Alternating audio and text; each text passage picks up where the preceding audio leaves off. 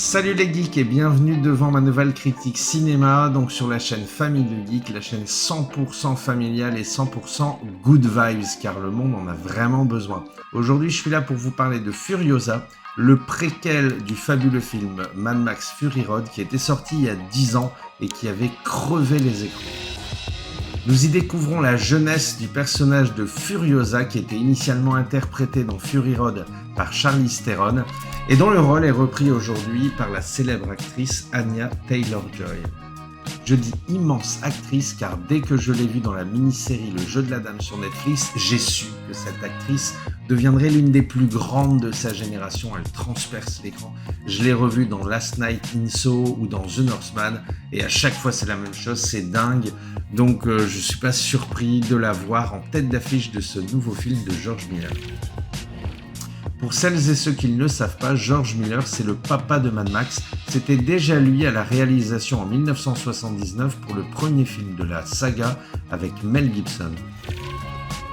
Alors clairement, dès le début, on reconnaît la patte George Miller et tant mieux.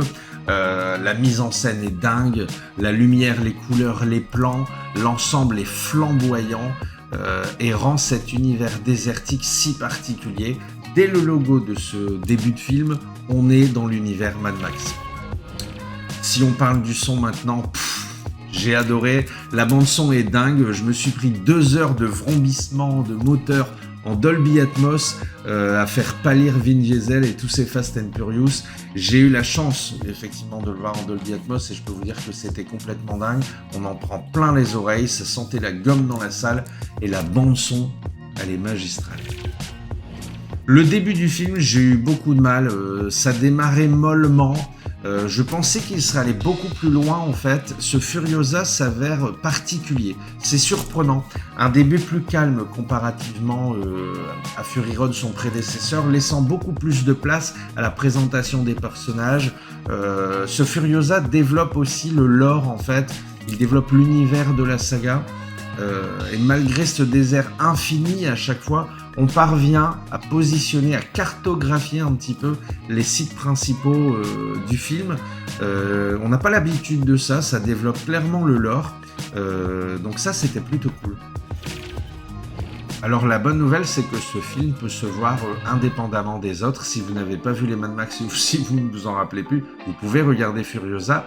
Mais par contre, pour les aficionados et les fans de la saga, George Miller a déposé des petits liens entre les différents films, les différents personnages et les différents lieux qui vous feront plaisir et je peux vous dire qu'il y en a plutôt pas mal.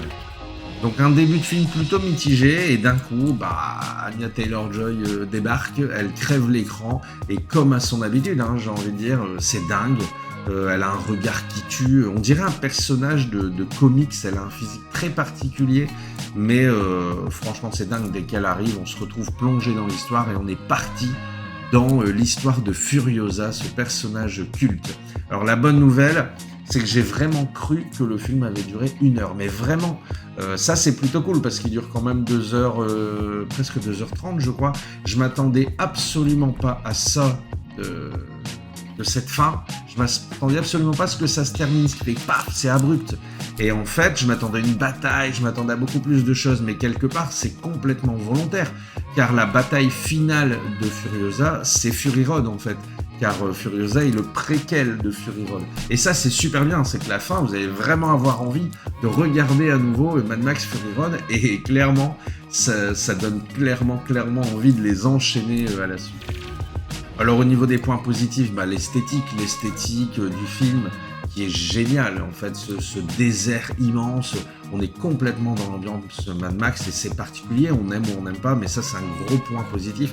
Deuxième point positif, Anya Taylor-Joy forcément qui crève l'écran, qui est exceptionnel. Pour les points négatifs, je dirais que le film est haché. Alors on aimera ou on n'aimera pas, il y a un véritable chapitrage en fait dans le film avec des réelles coupures, c'est un parti pris que je respecte. Mais je trouve que ça casse la folie d'un Mad Max habituel.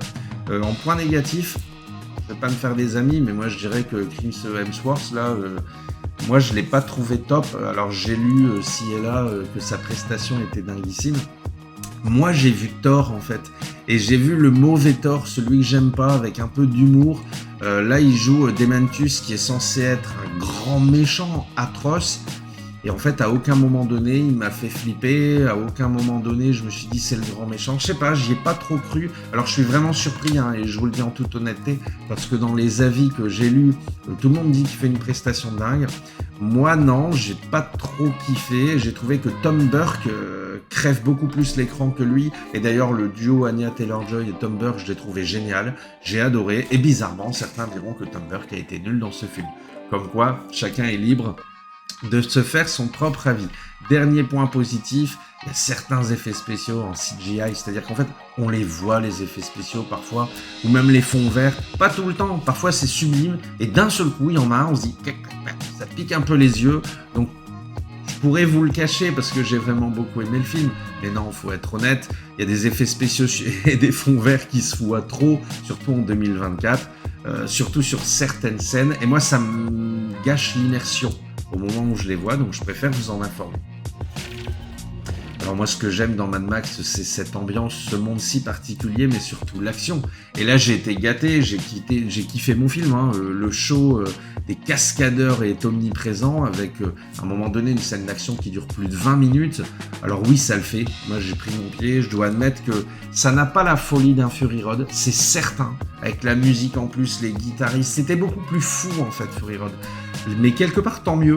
Les films sont différents, mais ils restent cohérents. Et ça, c'est hyper important. Bravo à George Miller de parvenir à chaque fois à nous proposer des films différents, tout en gardant cet univers si particulier, sans perdre en fait l'âme de la saga. Et rien que pour ça, je le félicite.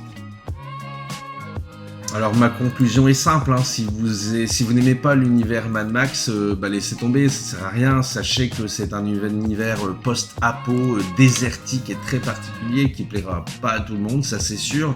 Si vous cherchez un film dans la droite lignée de Fury Road, si vous souhaitez les comparer, vous serez sans doute surpris, il est vraiment différent, plus sage, mais terriblement ancré dans l'univers Mad Max. Et ça, franchement, bravo. Donc si vous kiffez la saga, je pense que comme moi, vous allez prendre une dose de 2h30 de cinéma. Car oui, si vous aimez le cinéma, George Miller vous offrira 2h30 de pur plaisir cinématographique. Il est de retour, il continue à développer sa saga, ce qui est plutôt rare après autant d'épisodes, et il fait ça avec qualité, comme peu savent le faire. Donc moi je dis tout simplement bravo.